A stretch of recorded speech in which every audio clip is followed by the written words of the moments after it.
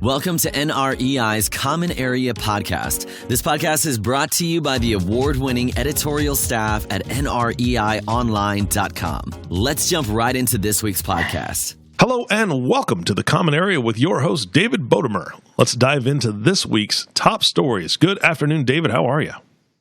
I am doing well. How are you this week? Fantastic. Fresh off vacation, a little more tan and a little burnt in some areas, but we won't discuss that on this podcast. It's a whole different podcast. That's off topic. That's off topic, yeah. We'll leave that alone. Yeah. But I did go deep sea fishing. So that's good. That sounds good. Man, it was amazing. I caught a 40-pound sailfish. Wow. And the crew was freaking out because nobody had caught a sailfish since April. Wow. So I was pretty excited. I was really sore, which tells me I'm really out of shape. And let's just move on to the top story, shall we? We won't talk about what shape I'm in. All right. How many stories are we covering today, David? So I wanted to touch on and discuss three pieces for this week from our coverage. One is to provide some highlights from one of our more recent exclusive research reports, but rather than spend the whole podcast talking about it, as we have at some previous episodes, I just wanted to kind of pull out a few highlights and just more direct people to the report. And then in addition, we got a couple pieces on one that's sort of an interesting update on what's happening with investment in commercial real estate technology. So there's some highlights around that. And then lastly, a look at the Austin commercial real estate market. Oh, all right. Well, where do we start? So we're going to start with our proprietary research. This was actually a report we published in print a couple of months ago, but actually just got on the website because it had to do some additional work to get the charts ready, so it got a little delayed. But now it's on the site for people to see. It's the first, and it was a little delayed because it's unlike most of the other research that we've talked about in previous episodes.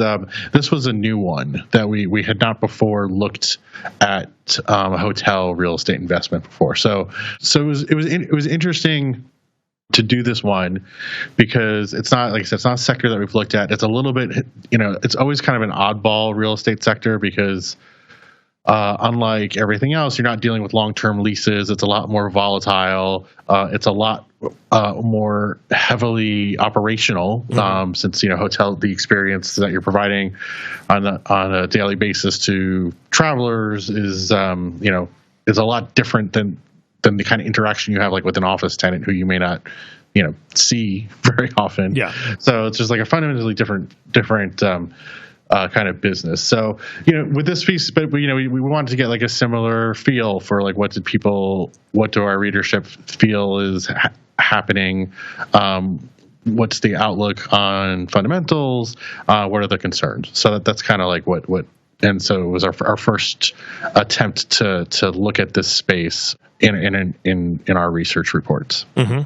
And what's the biggest takeaway from this whole thing? So the big takeaway was that, just in general, and it's not that surprising, but the bullishness around hotel investment is a little less than for other sectors. And I think it is because it's just historically the most volatile and it's the most susceptible to any kind of economic downturn. So, just kind of across the board, when we ask people about where are cap rates going, where our investment sales volumes going, where are our occupancy rates going, there's just less bullishness across the board.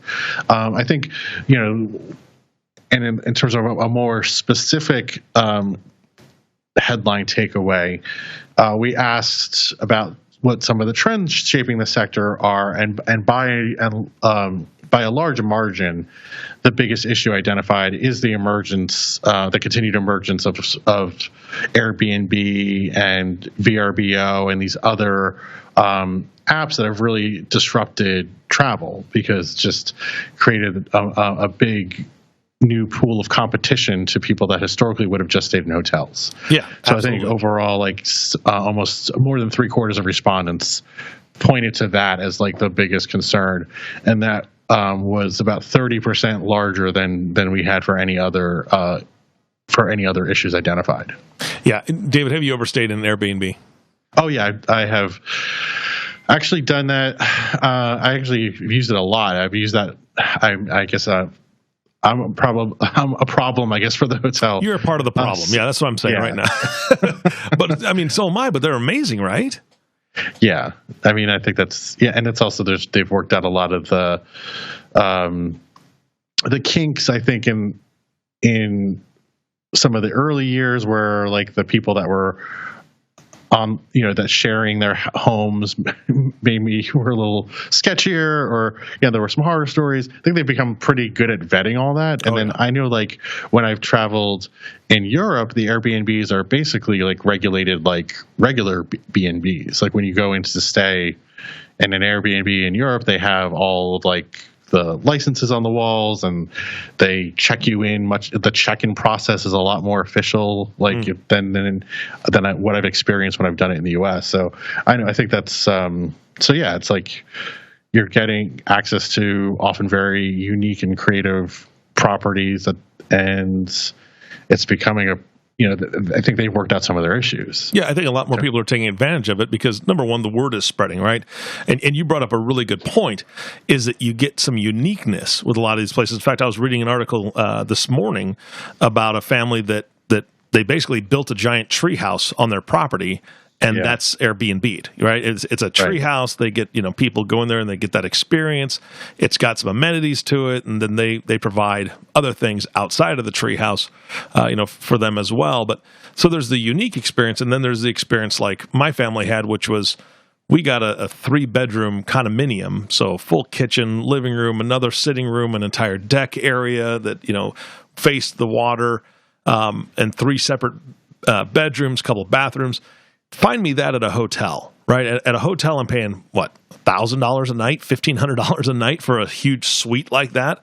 And my entire stay there was around, I think we paid maybe $900 between all of us. And we were able to split it because my brother-in-law and sister-in-law stayed in one of the rooms, and then my wife and I and my daughter stayed in the other one. So you just can't beat it. So I can see how this would become a huge problem for the hotel industry, and they better figure out how to pivot. Yeah, so I think the way that I think it's being addressed in a couple of ways. One is pushing for regulation in markets around how much Airbnb is allowed to be in them, or if they are they're being used in cities. What kind of standards the people operating the properties have to live up to. So I know it's like there's been a lot of legislation in New York City specifically around because the other concern with Airbnb as when being a big player in some markets is that it starts to eat into what could be potentially rental stock. And so it kind of has so Airbnb both has impacts on the hotel sector by providing competition and for good reasons for all the ways you were just talking about, but it also could be a detriment to the rental, the multifamily rental market by taking supply that otherwise would be, apartments for people and turning them into, turning them into hotel units for travelers. Oh yeah, there's so many different options out there for different things. But if we're talking regulations, then I better see some of these no-tell motels that are just slimy and nasty. They better be held to a better standard too, if they're going to try to hold Airbnb type places to it. I think it's going to be interesting to see how that kind of battle continues to play out, because obviously Airbnb is also spending a good amount of money lobbying and trying to shape the legislation too. So this is a whole long battle that we'll have to keep an eye on. Yeah. Is there anything else from this article specifically that we want to cover? Yeah. So I think like kind of segueing from that, I think when you look at then the subsectors that people are the most bullish about for hotels, luxury actually topped the list, and then generally, we kind of asked by price point, which there's a whole bunch within the sector: luxury, upper upscale, select service. The ones that are like at the higher end of the hotel worlds have the better outlooks, and I think that's because the ones at the higher price points are also amenity rich properties, and that's the kind of thing that we're talking about. Like you could, for, I think, a more commodity kind of room, if you're going to have a choice between just staying in a regular room or I can look at an Airbnb and maybe get a cool experience, that's, a big plus for the Airbnb side. But at the high, price points, the hotel may have all sorts of amenities, and you're not, it may not matter to you as much, the kind of price you might pay for an Airbnb property or a really nice hotel. So I think that means that they're not losing people at the high end. Mm-hmm. So those kind of hotels are doing better. So, and I think we've also seen in the real world in the past 6 months, when those properties have come up for bid, or when those portfolios of like luxury hotels or upper upscale hotels come up to bid, they get a tremendous amount of interest from all sorts of investors, because they're just seen as being the most stable and the best outlook of within the hotel world. Gotcha. Now, let me ask you this, and not sure if you know it or not, but in this survey were resorts covered the same as hotels, or are resorts on a separate kind of scale? They're kind of on a separate thing, so we don't ask about resorts or casinos. Like some of the we kind of more focus it on like the more typical kind of hotel properties. Got it. Okay, yeah. Just coming off of vacation, like we were talking about before the podcast started, the place we stayed was all inclusive, so that would be a huge, difference between an Airbnb place, because nobody's cooking for you, nobody's, providing all that stuff free and easy. Right. So I can see how that should be part of a separate study. Yeah. Yeah, and it's also just there's fewer of those kind of properties. So like when what we're looking at is the stuff that's more likely to be bought and sold and more prevalent among our audience. So we don't look specifically at resorts too often. Got it. All right. I guess one final point on this was, I think, another concern within the space, which then affects its outlook, is that overwhelmingly respondents pointed to operating expenses going up as a concern. I think over 80% said they expect operating expenses to rise, and that includes from things like labor costs, renovations, maintenance, and upgrading amenities within their properties, having to pour more money in, and then, obviously if revenues are not growing as fast, that's going to cut into your bottom line. So I think that's another concern that's kind of potentially hanging over the sector. Mm-hmm. Mm-hmm. So yeah, but besides that, what point people back to, the full story's got a bunch of charts in it. I kind of just point out a couple highlights. So if people go to the website, NREIonline.com, and the NREI research series area, they'll find this along with the other reports that we've done this year. Great. All right. What's our next story? So the next piece was, we're looking at what's happening with investment within commercial real estate technology, which there's been I was surprised. I didn't realize the number was this big, but basically in just the first half of 2019, there's been $14 billion invested globally in property tech or prop tech, like kind of like what it's called in the sector.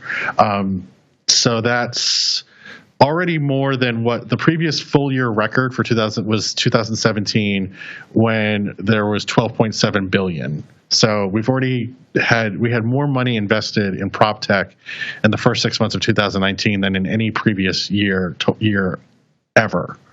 I think we still have a lot to figure out in where that money is going and how many of these companies that are being invested in are actually delivering technologies that are going to be around in a year or two.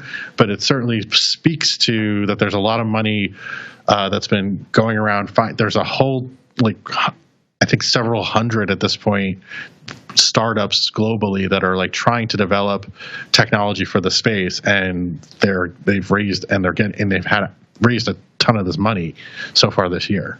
So what are some examples of prop tech? I mean, you're talking about smart home stuff, right? Yeah, so it's a pretty the story the story that we did talks specifically about that as one area, both smart homes or smart apartments, just that investing in things like thermostats or lighting control or security systems, things that can be automated or controlled remotely that can, just lower your occupancy costs. So that's one whole area, but there are whole other ones too that I want to that I want to look at in the coming weeks and months, and more reporting that we're going to do. I mean, and to be fair, it's not like we're like discovering anything here. There are some big commercial real estate tech shows that are just getting bigger every year. There's a whole website that just called CRETech that has a lot of coverage of this on a week-to-week basis in terms of like who's been raising the money and what kind of companies that are going on. But I want to dive into it a little more to see which of these are actually, how much are these things being adopted, which firms are using them, how are they changing the bottom line. Mm-hmm. So besides the smart home, smart Internet of Things kind of technology that just could be around in your office or in whatever property type, there's just stuff that's even more about trying to help people doing the buying and selling of properties, listing services, valuation services. That's more online and more auction sites. There are a lot of other kind of back office real estate operation solutions being offered. More digitizing of documents, because if you think about real estate, like other financial businesses, there's a lot of paperwork involved, a lot of legal contracts. I think there's more of a move to try to figure out how to do more of that stuff digitally, have e-signatures, that kind of stuff. Just to help both reduce the actual amount of paperwork being done, but also speed the process, streamline the process. Yeah, exactly. So. I think, and then there are things about just monitoring the property, energy efficiency, heating, lighting, cooling, all that kind of stuff, and being able to monitor it throughout your entire portfolio on one site, being able to control the environmental conditions in your buildings from one site rather than having it done on a property level and maybe not even having full visibility into what the energy usage might be, lighting control, all that kind of stuff. So I think there's just a lot of, there's a lot of money going in. I think there's a lot of potentially duplication of some of those kind of there may be multiple companies trying to develop competing products in that same space. Mm-hmm. So I think with any other technological evolution that we see in other industries, there's probably going to be a whole lot of shakeout in the next, 6, 12, 18, 24 months. Some of these companies are not going to make it. There might be mergers. There might be consolidation. There's going to be competition. So I think we're just at this interesting moment where there's clearly a market that's been identified, clearly a lot of money pouring in, companies developing these solutions, bringing them to market, and then now we have to see what kind of adoption they get, what kind of results people get from using them. Whether are they going to keep using these things, and in the next few years, who emerges as the stalwarts? Yep. All right. So I think that kind of is a good point to segue into the last story I wanted to highlight for the week. All right. And that's we took a look at Austin, Texas, which has been in the headlines for years, obviously, as a fast-growing market and dynamic and young and job growth and all these sort of things. And it was actually, and the reason we kind of did a little bit of a deeper dive into it was that in the recent emerging trends in real estate report that Urban Land Institute puts out every year, they do a ranking of all commercial real estate markets, and Austin actually rose to the top of the list this year for the first time. So that was pretty noteworthy. And so the piece that we did, it's just kind of it's just a good overview of the market. What's driving the growth? What kind of industries are hiring? Why is it so attractive? And then diving down into some of the fundamentals within each of the property sectors and having some highlights. So that's but I think it's a fascinating story to see how Austin went from being an emerging hot potential market to now being seen as the potentially the top market in the United States for commercial real estate in the coming year. So what is attributed to that? I mean, one thing is the unemployment rate is only 2.8%. So there's just so much hiring. Apple's investing there. Google, all the big tech companies are building some kind of campuses or expansions there. They have, obviously, the University of Texas at Austin produces a lot of highly skilled graduates in a number of industries who, so you have this very talent-rich labor force that's constantly having new entrants every year. So it's a good market for finding talent for those kind of industries. And so that's just kind of, and then I think in terms of some of the other fundamentals, there is development going on, but not too much. So like you look at all the different property sectors, they've got good vacancy rates across the board. So it's just within the emerging trends report, they break it down even by subsector. And Austin was number 1 for industrial real estate, number 6 for home building, number 7 for retail, number 8 for office, number 9 for multifamily, and number 10 for hotels. So it's a top 10 market basically in every property type. Yeah, wow. So, the piece it's a kind of, we talked to some of the brokers in the space, market highlights, so it's just I think it's just a good check-in for people if they want to, see what's driving the success there. All right. And if people want more, they can go and find these online. And I know we've got some other headlines that you're going to just kind of tease out there. So if they want to read these headlines or these next ones you're going to share with us, where are they going, just as a reminder? NREIonline.com. All right. And what are those other headlines, David? Yeah, a couple other highlights from the week. One is we just did a check-in on regional mall investment sales. What's going on? Where is some of the money that's being spent right now? Where is it going? We have a commentary piece from one of our columnists who gets into a little bit of the brass tacks around low-income housing tax credits and how to use those and how to maximize, your returns when you are using those kind of credits. And then we had a Q&A with Black Creek CEO Raj Danda about why it still makes sense to buy industrial assets, and talked a bit about what that firm has been doing in the space. All right. Sounds like a busy week again. Any last comments for us, David? I guess didn't want to spend too much time, but we did have our epilogue on WeWork, which is that the IPO is not happening, which is what we talked about a couple weeks ago. Yes, we did, and we called it so far. Yeah, no, it's indefinitely off at this point. Oh, indefinitely off now. Okay, so they keep changing these buttons on us. All right, indefinitely off. We'll keep watching. Yeah. I'm sure you'll let us know if something changes. Yeah, absolutely. All right, David, thank you so much for your time today. All right. Have a good weekend. Yeah, you too. And thank you all for listening to the Common Area Podcast with David Bodamer. If you have not subscribed to the podcast yet, please click the subscribe now button below. This way, when David comes out with a new podcast, it'll show up directly on your listening device. This makes it much easier to share these podcasts with your friends and family. Again, thanks for listening today. For everyone at NREI, this is Eric Johnson inviting you back next week for all the news that matters to you. And we'll talk to you soon. Thank you for listening to the Common Area Podcast. Click the subscribe button below to be notified when new episodes become available. The information covered and posted represents the views and opinions of the guests and does not necessarily represent the views or opinions of NREI or Informa. The content has been made available for information and educational purposes only.